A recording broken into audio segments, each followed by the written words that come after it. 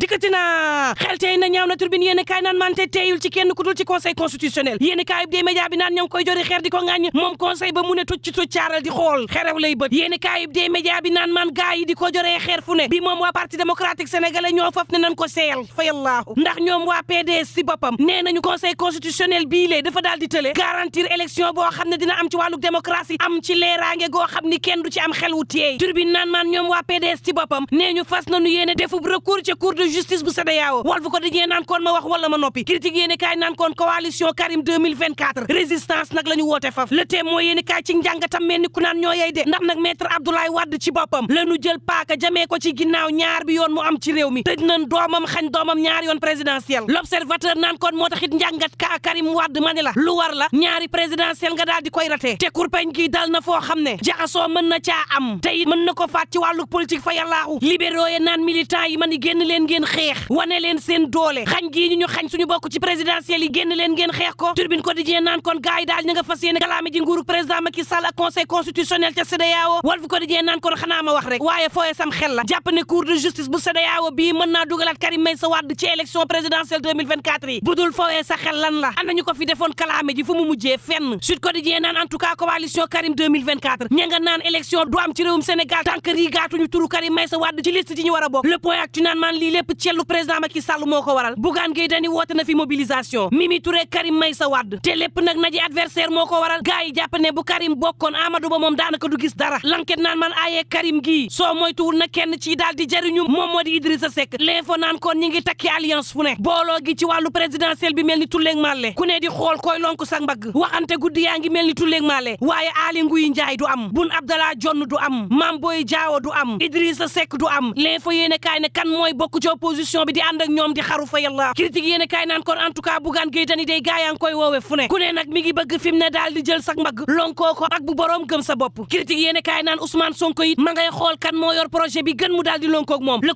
quotidien naan kon en tout cas ñetti candidat la am ci élection présidentielle bi gars yi Ousmane Sonko yi nag mooy ci Bassirou Diomaye Faye Habib Sy ak Cheikh Tidiane Dièye ne xooluñu la Pastef bëgg la ñu xool kay moom moo di profil bi gën ñu xool ko mënuñoo xëy rek ne kii la ñu àndal nañu xool ki am programme ak profil bi gën ñu daal di koy songodoo bés bi le jour daal dina Ousmane Sonko mi ngi ci guddi gu bër setagul ndax fi mu ne mi ngi xalaat kan lay lonko akub àndam wala kos am ndaje boo xam ne tàngoon na jër ci kër Habib Sy moom Cheikh Tidiane Dièye ne candidature am bi du ko dindi tay du ko dindi ëllëg Birame Souleye Diop naan kon bu la neexee de waaye defal sa bopp ne sunub candidat ñun waa Pastef Bassirou Diomaye Faye la moom Ousmane Sonko teey ànduk dal di xool nag ci profil recalé yi kan moo ca gën yor yéene kaay naan maan ak lu mën a am projet Pastef bi moom Bassirou Diomaye Faye moo ko boot lakos naan Bassirou moo yor suñu programme mooy suñu góor mooy suñu waay moom la ñu samp bés bi le jour naan maan en tout cas Cheikh Tidiane Dièye nee na bàyyiwul le